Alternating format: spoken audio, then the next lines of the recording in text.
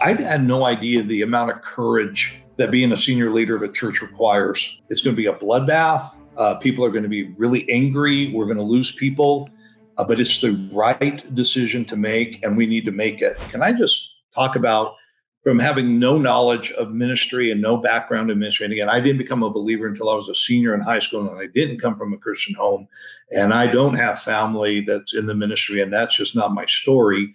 Can I just make some observations of things that, if I were to do it again, that I would want to know, because these are the things that I've learned along the way. And some of this has been shared with me. Some of this is just by discovery, by doing it.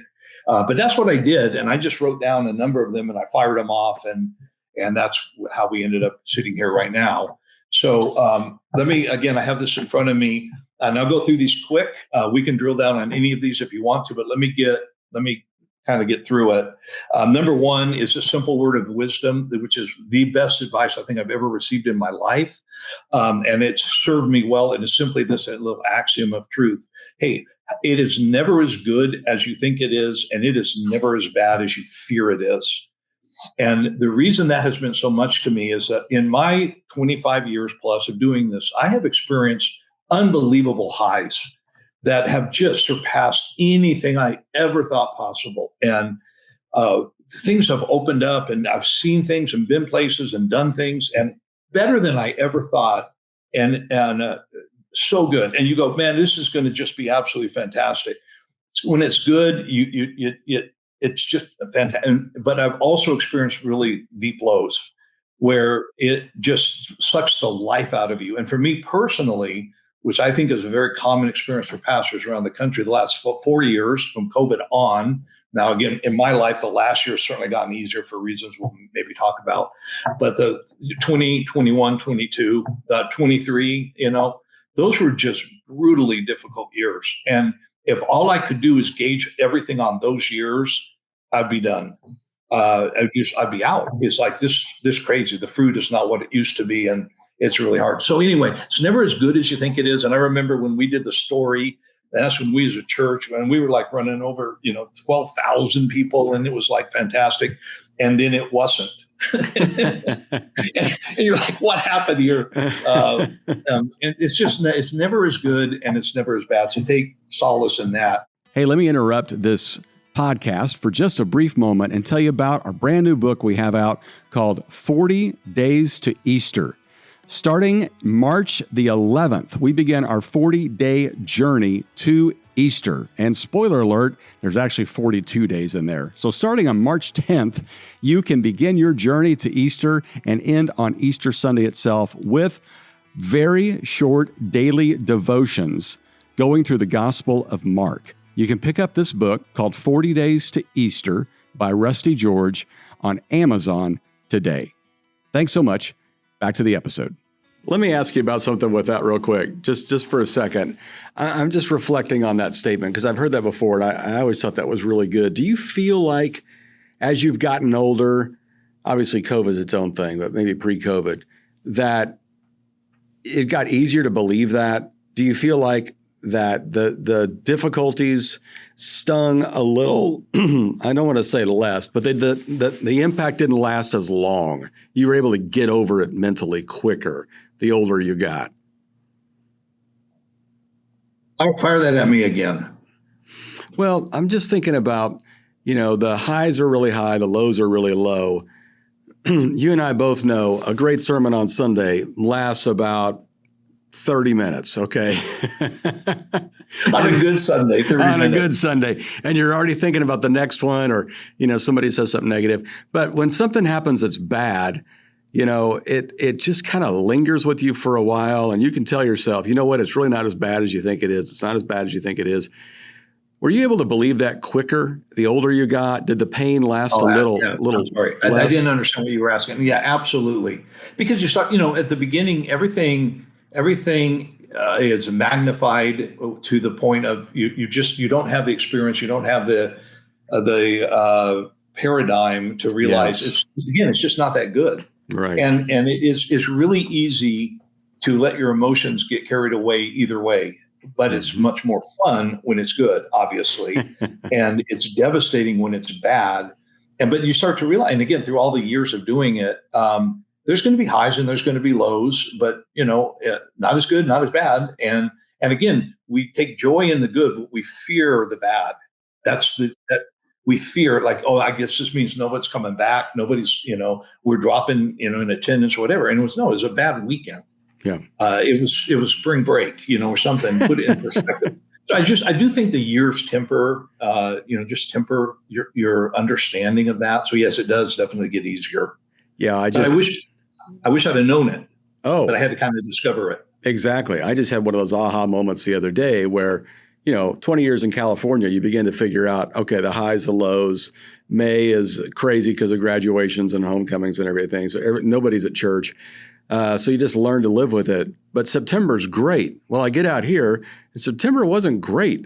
And a pastor told me, hey, have you experienced a September slump? I said, what is that? And he said, State Fair. I said, what are you talking about? That's a big thing out here.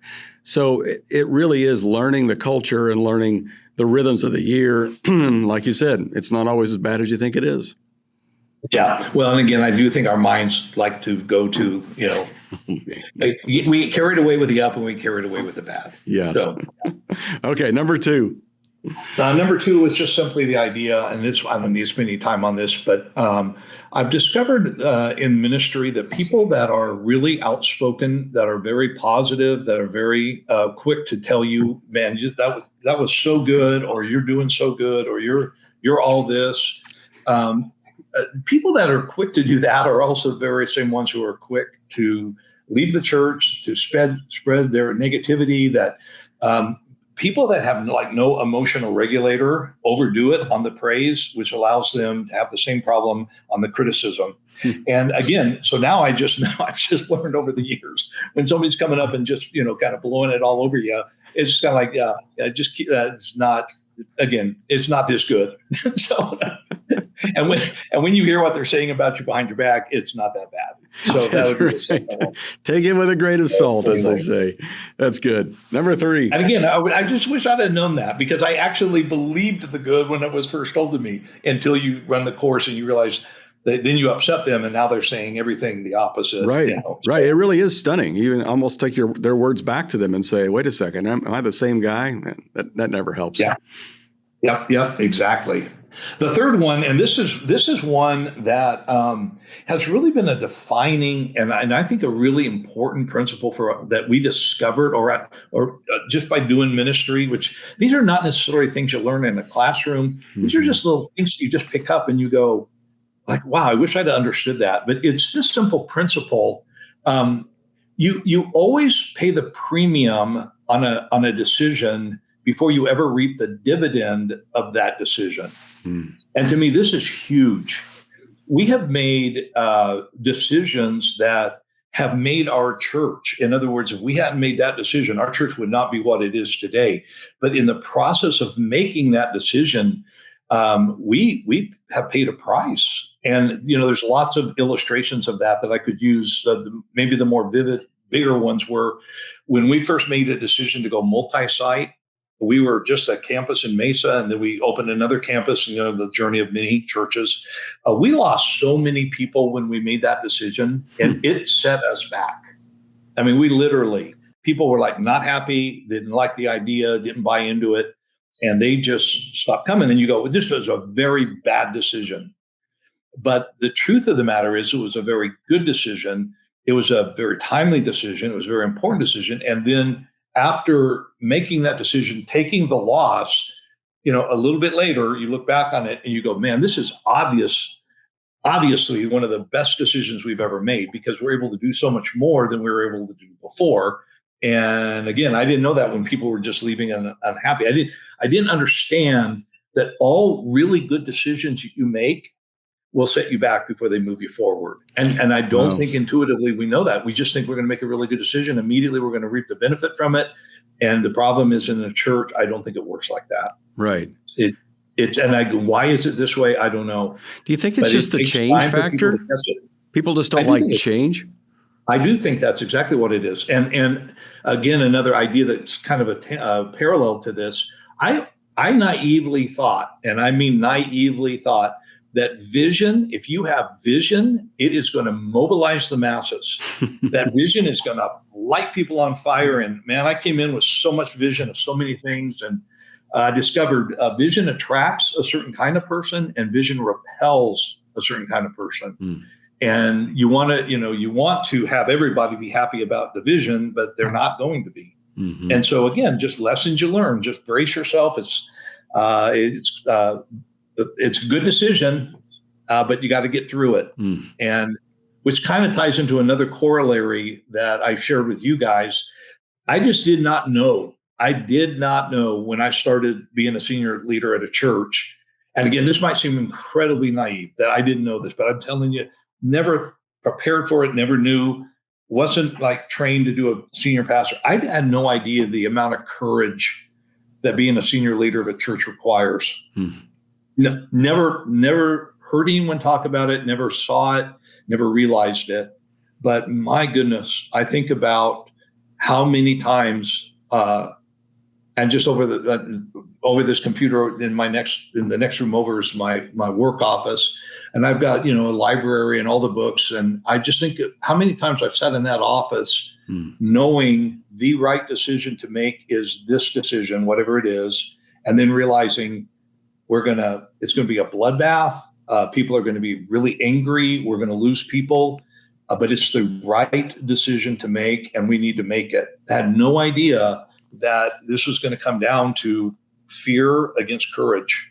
And I really do believe that one of the reasons that churches get stuck is the leader just goes, I'm not going to pay that price. And churches that move forward are led by people who go, I know the price is going to be high, but we need to pay it. And they're willing. They step up and they pay that price. Can you think of another decision that you made that you thought, this is really going to cost me? Obviously, multi-site was one of them. Over 25 years, I'm sure there were a lot. And maybe they didn't cost you as bad as you thought they would, but there was going to be a price to be paid. You used the term bloodbath. I love that one. But what was one that you made that it did cost you? We used to have a Christian school. And what was happening was when we only had one campus, this campus I'm sitting on in Mesa, more and more of the rooms are being used by the Christian school, which literally took them out of circulation for the church. And we did some deep study on it and realized that the majority of the kids that were involved in the school, neither they nor their families had anything to do with the church, but that we were supplementing their income by providing really inexpensive childcare in a lot of cases. And we realized that we either have to build more buildings at a huge expense to the church, or we just need to use the buildings that we'd already built for the purposes of the church. And so we made a decision that we were going to shut down that preschool.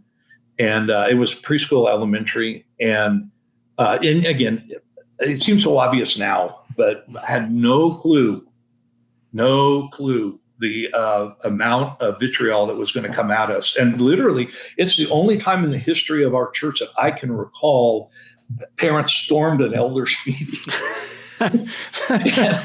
With pitchforks. They wanted their time, and they brought all, and we sat and listened. And then, the board had to wrestle with the price. And they said, you know what, this is what we need to do. And it's interesting, too, because we have 6 core values. One of them is just how highly we value our students and our children. And people that didn't even go to our church used our core values to leverage against us, which I just find fascinating. Like, you said you cared, and, which means you should give us what we want. But we shut the school down. A lot of people were upset, kind of a media thing, and yet we needed the room, and we didn't build these buildings for a school. We built these buildings to do a church, and so we've reappointed them for that. So that's another one. We have a courtyard outside here that used to just be granite, and just granite, which again, Arizona, if you understand granite, a lot of Arizona is granite, but nothing appealing, nothing aesthetic about it whatsoever. And we made a decision. We're going to create a very nice courtyard with fountains and date palm trees and sails and shade and grass and walls to sit on. And Uh, it really makes this place beautiful. It's really beautiful. But getting that built, there were people just going, I cannot believe you're using my tithe palm trees. And you're like, yeah, well, that's what we're doing. So again, and I remember one guy just really got in my face about it. And he said, he was really angry, and it's just said what I just said. And I just said, that's fine. I said, okay, well, I'll make you a deal. We will use none of your money. but the flip side of it is, I want to promise out of you, I will never see you enjoying this courtyard. We have an agreement. And so anyway, but again, there are so many decisions that just, I just think we need to understand it's okay. You're going to go, if it's a good decision, don't just assume you're just going to jump forward. If it's a good decision, understand that it's going to cost you, and then it's going to benefit you. Mm-hmm. And if it's a good decision in the end, you're far better off than you would have ever been if you hadn't made the decision, and that it took courage that a lot of people just won't muster. And man, that is such a brilliant piece of wisdom. I wish I would have heard that 30 years ago, because I think for a lot of us, we just assume if it's not unanimous, if everybody doesn't love the idea, then God's not in it. So we've got to constantly be running the polls to figure out if everybody's with us. And then when they're not, then we give up on it too quick, when we could have just paid the premium and eventually reaped the dividend. Yeah. Well, and then again, so let me jump on a tangent. When a church votes on every decision, you are literally pitting the sharpest, most spiritually minded person in your church. You're negating their vote by the least spiritual, you gave them both an equal vote. And so your best thinker got nullified by your least spiritually minded person. And then you go up until everyone's covered and everyone's neutralized. And your final decision is somewhere that nobody really thought was a good decision. And I think leaders need to lead, and leaders make the decisions, and then you pay the price and you go, look, if you can't track with this, and again, we have lost people as we've gone multi-site and changed the direction of our church. Mm-hmm. We've gained far more people than we've lost, and that it was a good decision. It was just a very hard decision. Mm-hmm. But people who don't want to go with you don't want to go with you. And 99 times out of 100, they don't leave the faith; they just leave the church. And they end up at a different church. Yeah, absolutely. Until they get upset. Yeah, then they come back.